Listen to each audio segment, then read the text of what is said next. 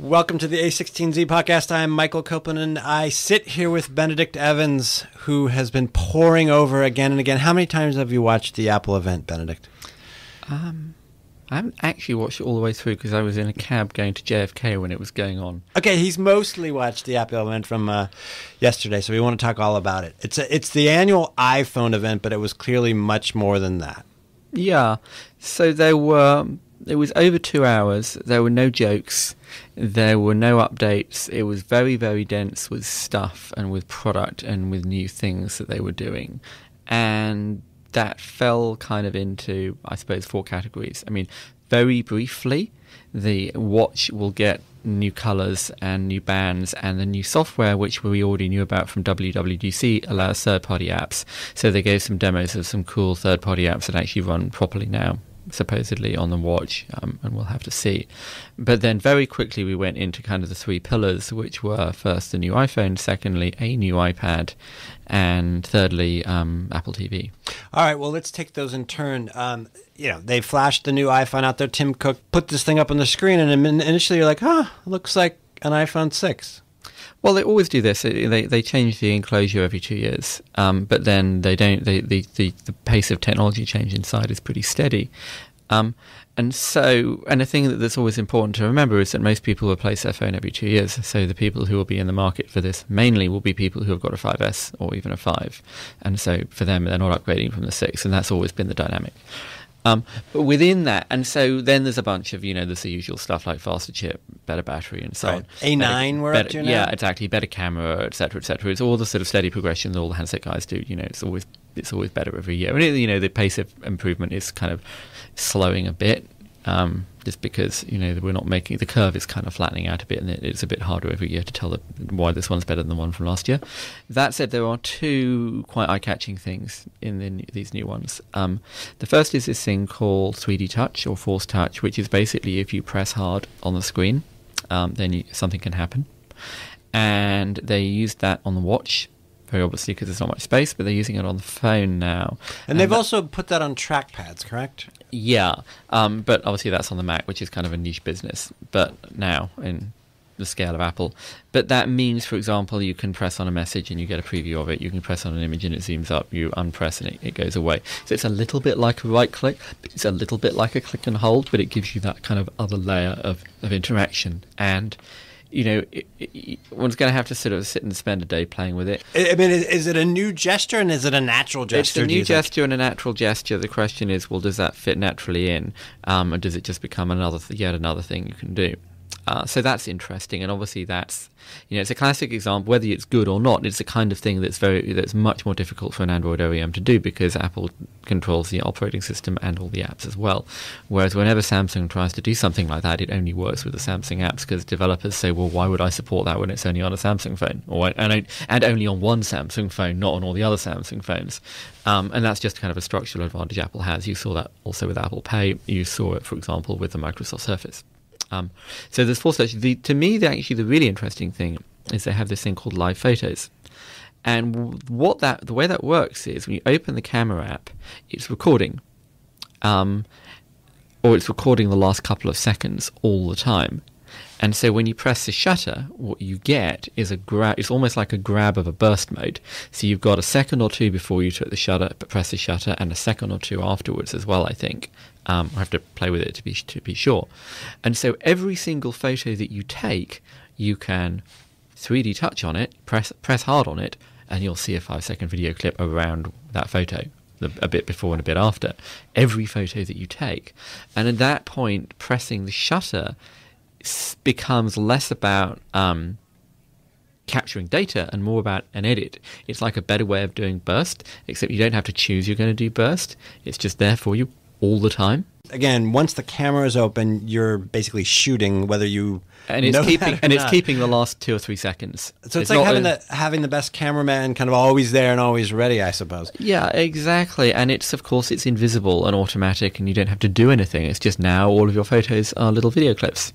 Every single one of them, which of course helps them sell phones with more storage, perhaps. But and I think it's kind of interesting when you think about what the distinction is between video and a photograph, because a photograph in a sense is now a still from a video. When you're shooting at 4K, and you're only looking at it on the phone probably anyway, a photo really is just a still from the video. And this is pushing more and more towards that point of, let's fundamentally think about what we can do now that this is all in software, not just do a digital version of a film camera. Do you know what it took to make this 3D touch, this Force Touch? A lot of hardware engineering. I am sure that it wasn't all Apple engineers. It was people at LG or Sony or, of course, Samsung, people who make screens, and of course people at Corning, because the glass has to be kind of flexible apparently to make it work. That's the name that they've called out. There's a piece about this in Bloomberg Business Week. But it is about that integration as well. It's about making the whole thing, and it's really hard to do that when you're not in that position. The other interesting thing, just on that note, is so now if you take a selfie in the dark, the screen will flash to light you up, and it will flash at 3 times normal brightness, so much brighter than it would be normally. And they made a special little chip to power it to do that. So Apple made a chip to give you a better flash to take better selfies. Think about the kind of hardware software integration that's involved to do that. Well, I'm thinking about the cultural implications too, but that's for another podcast maybe. Apple owns the high end already. Does this just wrap that up even tighter? I think that's right, yes. I mean, Apple has always been pretty secure in its market, and then like Apple had, as it might be, a half to 2/3 of the high end, and Samsung had most of the rest. With the big phone, it took big phones last year, it took a lot more of that, and you've seen Samsung's sales sag really dramatically. And I think that just locks it in again.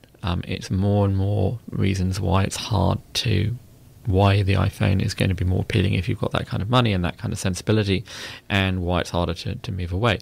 And on that point, one of the kind of the thing that was almost announced in passing is that Apple will now have its own installment plan for iPhone. And so the narrative over the last couple of years was that mobile operators will move from contract. Obviously, like outside of Western Europe and Japan, nobody's on contract. But in Western Europe and Japan, most of America's on contract. The top half to the top third of Western Europe is on contract. Almost all of Japan is on contract. And of course, that makes it easier to buy high-end phones because you get a subsidy, although it's not really a subsidy, but the phone is cheap, looks cheap. Right. And so as the operators moved away from subsidies towards kind of unbundled installment plans where the price of the phone was much more transparent, there was this narrative the high-end phone market was going to collapse because everyone could see what they were paying. Who's going to buy a $700 phone? And that didn't happen at all, because actually it's still an installment, and people kind of knew that they were paying an installment for the phone anyway, and people actually still want to get those phones. And so that's kind of been the transition that's happened over the last couple of years, and now Apple has its own installment. And of course, the thing here is, if you are going to Verizon or Vodafone or Deutsche Telekom and you've got an installment plan, so let me take a step back. What a lot of those operators now have is they have an installment plan where you can get a phone every year. Right. And the advantage for the operators is, therefore, you are effectively always on a rolling contract because you're always at least a year away from being able to leave them. Right. Because you've always got that phone. And the disadvantage, though, for Apple, though, is that that rolling contract could mean new Samsung phone. Exactly. Whereas if it's an installment plan, a replacement plan from Apple, then the next one is going to be an iPhone, because that's kind of the plan that you've signed up to. And of course, they can sell it to you in the store as well. So it's another way of driving stickiness. I think Horace Didiu said that Apple is basically a membership club where your subscription price is you pay $600 or $700 every 2 years. Right. And Apple are now sort of explicitly converting that to a monthly fee. They've your monthly membership fee is $30 a month, and now you get Apple product. And there's other advantages, like you get free Apple Care included. Like if you can drop the phone up to 3 times, and they'll replace the screen for you. Now, what it isn't, though, it isn't like GM, in the finance business, financing cars. Like not Apple's really. not No, really... it's not even on their balance sheet. It's being done by a third-party financing company. And GM was a low-margin business, and all the margin was actually coming from the financing. I don't think Apple are doing that here, and we want to have to kind of carefully analyse the TCO. But to me, it's really a way of driving phone sales and driving stickiness again. So that's the phone, and then there was the iPad. Yes. And so there were a couple of interesting things here. One is they didn't upgrade the iPad Air at all. They upgraded the iPad Mini to have the same chips as the iPad Air, and last year they didn't upgrade the iPad Mini at all, except for adding the fingerprint scanner. Yeah. And from looking at the metrics that I've seen, it looks like the iPad Mini is basically not working. because people are just buying. If you're like your people will buy the 6 Plus. Right, you're the Mini. You might as well buy a big phone. Yeah, exactly. You might as well get the 6 Plus, and even if you've got the 6, and so people are buying the Air, but they're not buying the Mini. And so, but that was like 30 seconds of the event. Right. And then, of course, the new thing is this iPad Pro, which had been rumoured or reported and leaked quite a lot. And it both is and is not a Microsoft Surface. Explain. There's a keyboard we saw, which looks very surfacey. There is a magnetic clip-on fold-up keyboard that looks very surfacey. There is a stylus, and the Surface has a stylus. One can argue about this one is better. It has stroke, and it, so you can angle it and get different inputs and so on, and it has very fast input tracking and so on. I'm pretty skeptical about the broad value of styli, I think. I mean, people always show drawing and people creating beautiful illustrations, and I think, fine, what about the other 7 billion people on Earth who can't draw? Well, it depends on who this iPad Pro is directed toward, right? No, then to be fair, then they show so come back. So there's a plug-in keyboard, there is a stylus. The thing itself is bigger, right. And it's bigger to the point that you can run 2 iPad apps in portrait mode next to each other. So you can have Word and Excel next to each other in the size that they would be on an iPad Air. Or you can have, you can have email and PowerPoint, or you can have email and a web browser, and so you can multitask in a way, again, that you can do on the Surface. With Windows, starting from Windows 8, you had this model where you could kind of snap 2 apps next to each other. You don't have floating windows the way you do on Windows, obviously, on the iPad. And so I think what Apple are doing is they're kind of pushing further into, this as a kind of a serious productivity tool. You can look at a PDF in actual size, and you can mark it up with a stylus, and you can email it to people, and you can manage all of those kinds of things. So in the enterprise, in certain use cases, I can see it doing really well. Analogous ways to the way the Surface works. I've seen people marking up PDFs on the Surface with a stylus as well.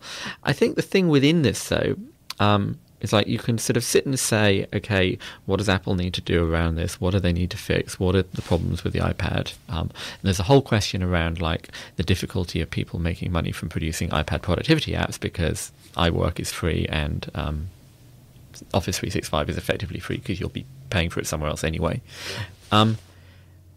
But the kind of the deeper context here is this is goes into the PC market. My initial reaction, and I haven't had this with tablets at all, was that like, wow, this is a laptop that I could like. Exactly. It's a little bit like the Surface is kind of coming from one direction, which is it's a PC that's kind of a tablet, and this is a tablet that's kind of a PC.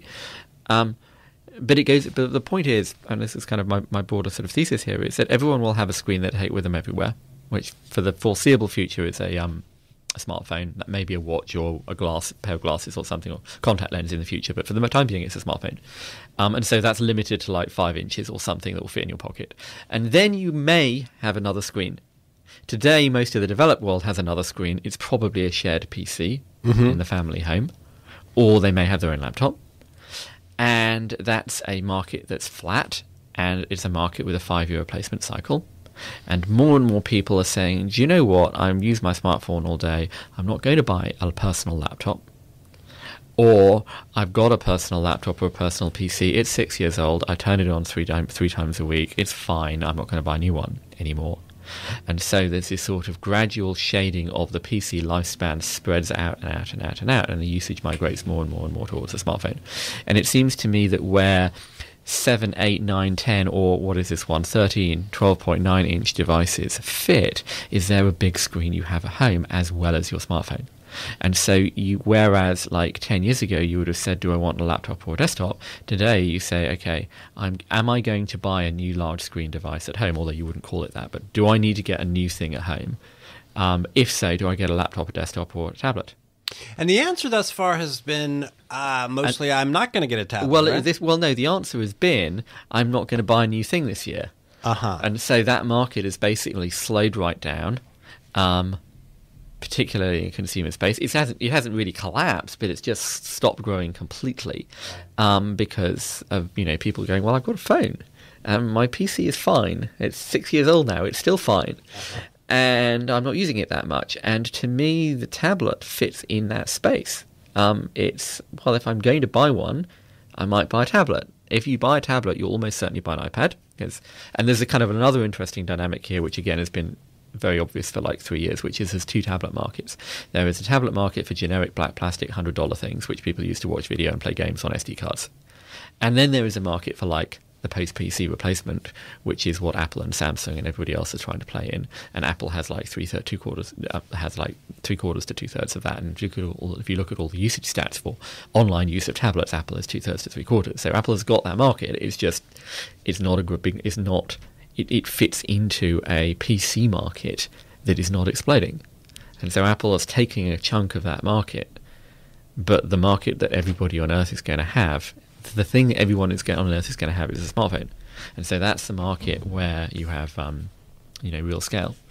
Do you think that this changes the sort of buying cycle? Then, I mean, are tablets in theory on a less than 5-year cycle? Well, we don't know yet because they've barely been around for 5 years. That's true. But it's it's very obvious that people who've got an iPad 2, even an iPad 2 or an iPad 3, which in hindsight, like the iPad 2 didn't have Retina, the iPad 3 was really bulky. So if you actually care, you probably would replace one. I wouldn't replace an iPad. I can't even remember what was the one before the iPad Air, but like, by the time it got to the Air, there was really no point in upgrading, and there's still really no point in upgrading. So like, why would you buy a new one? And in the meantime, you've got a phone. Right. And your phone is doing all this cool new stuff every year or every 2 years, and your phone you kind of are upgrading, but your iPad, well, you've got a 3-year-old iPad, it's fine. You don't particularly care that the new one's lighter because you sit on the sofa holding it. So it's not really a big deal. You're not putting it in a bag. But the Pro is a different animal. Exactly. So the Pro is an attempt to push out into new use cases. It's an attempt to solve the reasons why it's hard to use Microsoft Office on it, solve the reasons why it's hard actually to do everything you do all day on it, as opposed to just some of it. So like, if you've got an iPad mini, it's great to surf the web. It's better than a phone for surfing the web. It's better for the phone for reading and triaging and going through all your emails. It's not really better than a laptop for writing 5,000 words. Right. Well, it'll be interesting to see because I hardly ever see Surface tablets out in the wild, and it'll be interesting to see if we start seeing these. I see Surface quite a lot. I don't necessarily see them being used as laptop substitutes. I see them being used in this kind of middle ground of, well, I want to have this big screen and I want to run Office. I'm not writing a lot on it. And so the tablet is the keyboard is sort of there in case, rather than I'm going to write my novel on it. Apple TV, they came out, as they are wont to do, and said that they have changed television. Have they done that? So to me, this is version 2 of the Apple TV. It's not a fundamentally new product. That is to say, it's basically the same UI concept. It's basically the same stuff, except that now there's an SDK. So to get HBO onto it, Apple doesn't have to write the app. To get X or Y or Z onto it, you don't have to do a BD deal with Apple. Now there's an SDK, there's an app store, so you can have games on it, you can have TV apps on it, but they haven't changed the commercial model of TV. Right.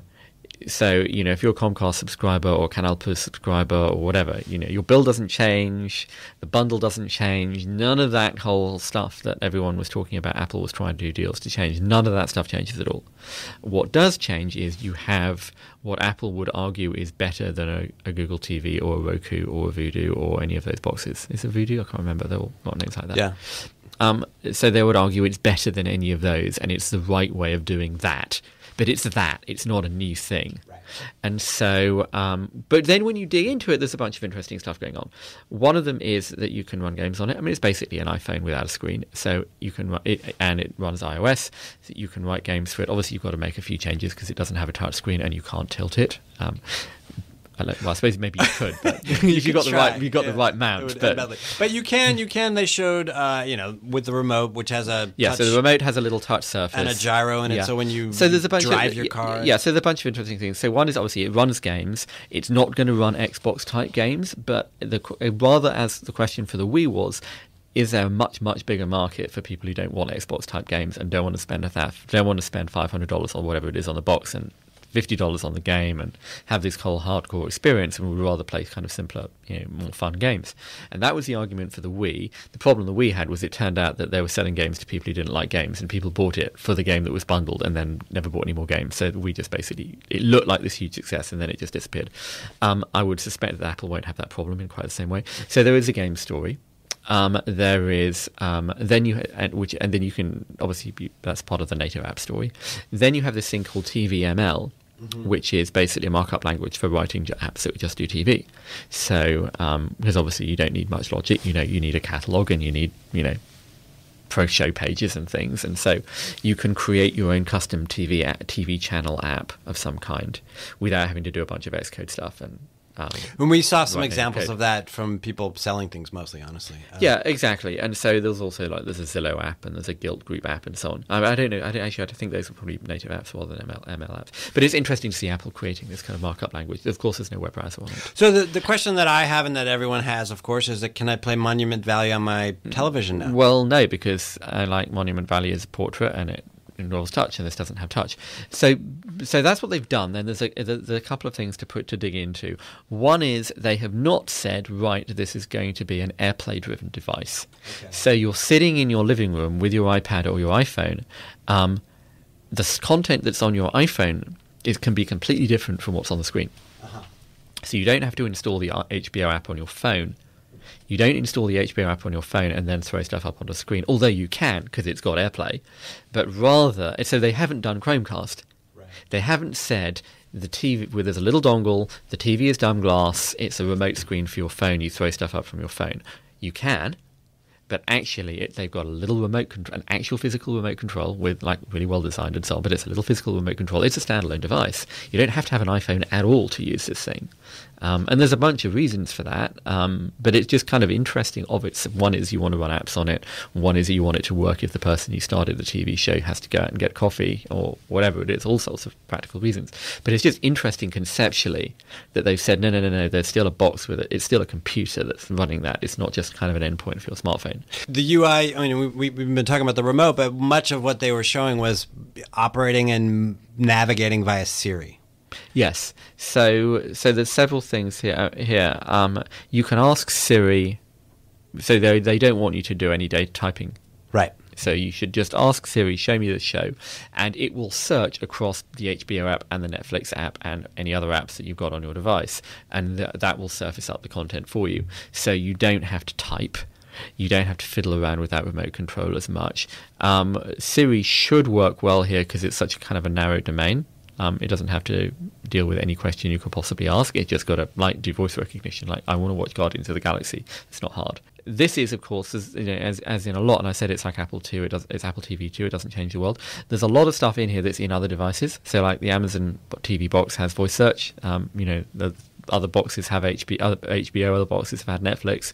So there's a lot of stuff in there that isn't fundamentally new. But it's much more about just wrapping it up and packaging it nicely, giving it a nicer UI, and giving it kind of that smooth experience.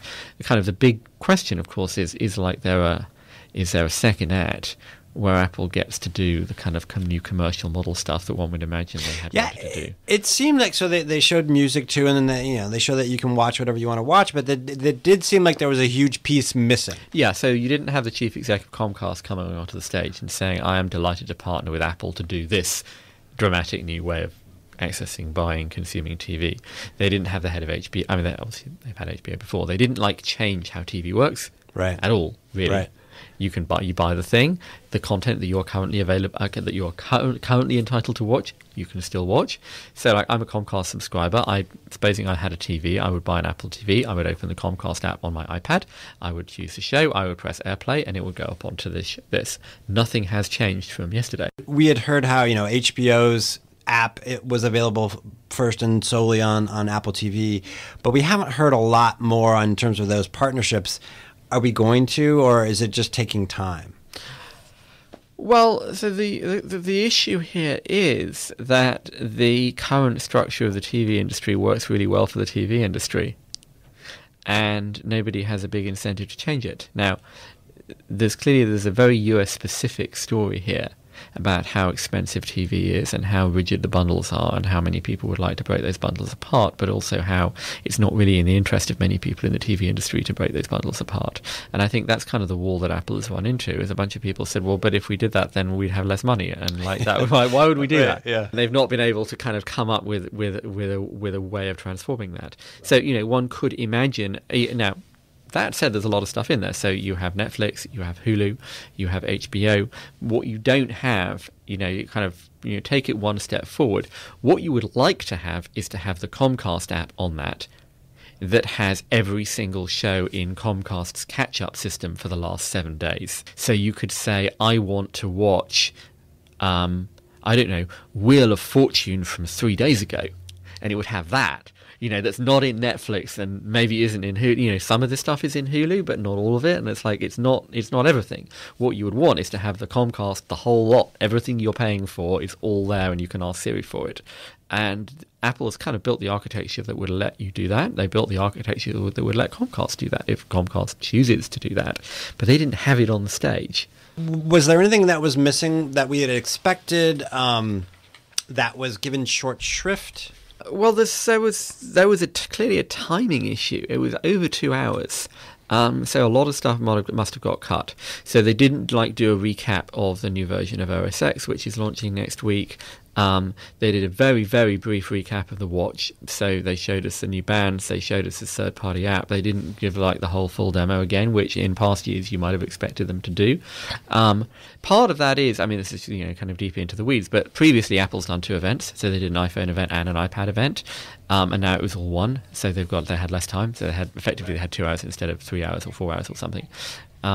And so you didn't have a lot of the sort of